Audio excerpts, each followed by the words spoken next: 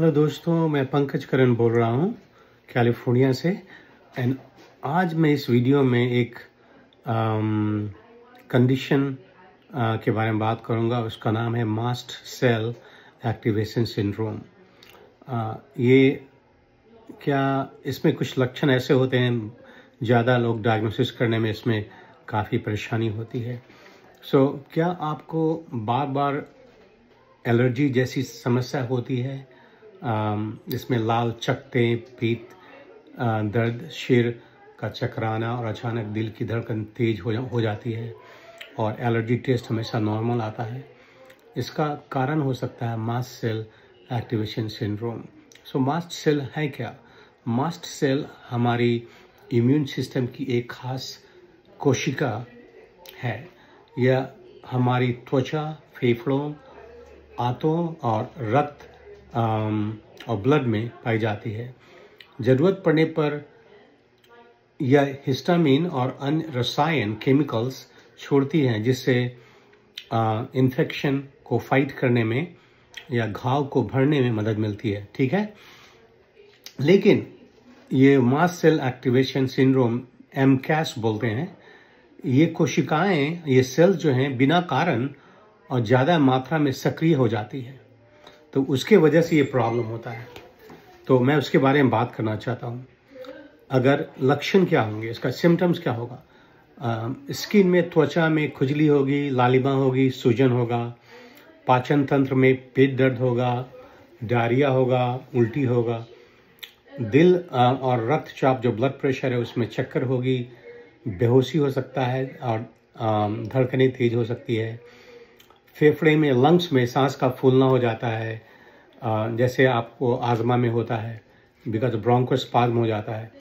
दिमाग में जो है सो आपका सिर दर्द होगा, थकान होगी और चिंता महसूस होगा। इसका कारण और ट्रिगर क्या है? ट्रिगर हो सकते हैं अगर शराब पीते हैं, पनीर ज़्यादा खाते हैं, शेलफिश, बादाम, तनाव, मौसम के बदलाव, कुछ दवाइयाँ। कई बार बिना किसी वजह से भी ये लक्षण हो सकता है। इसमें होता है ये कि मास्ट सेल का एक्टिविटी बहुत ज़्यादा बढ़ जाता है, कभी कभी कुछ वजह से, कुछ कारणों से, कभी कभी बिना वजह, बिना कारणों से। जांच जब हम करवाते हैं ब्लड टेस्ट में, खून में दो टेस्ट करवाते हैं। एक तो होता है ट्रिप्टेज और दूसरा होता है हिस्टामिन। दोनों का टेस्ट करवाना पड़ता है क्योंकि उनकी मात्रा काफ़ी ज़्यादा मिलेगी देखने को, क्योंकि ओवर एक्टिविटी होता है मास्ट सेल का, तो वो ट्रिप्टेज एंड हिस्टामिन रिलीज करते हैं। पेशाब में भी इसका टेस्ट करवाते हैं। अगर दूसरी बात है कि अगर आपको एंटी हिस्टामिन आपका डॉक्टर देता है, उससे आपको आपकी कंडीशन में सुधार होता है, तो इसका मतलब है कि MCAS, mast cell activation syndrome, ज़्यादा लाइकली है, इसकी पुष्टि मानी जाती है। इलाज क्या होता है कि ट्रिगर से बचाव। अब कुछ ऐसे खाने हैं जिनसे प्रॉब्लम हो रहा है, लाइक वाइन हो गया, चाहे चीज़ हो गया, इस तरह का तो नहीं खाने का है। एंटी हिस्टामिन जो है वो खाने का है, H1 H2 ब्लॉकर।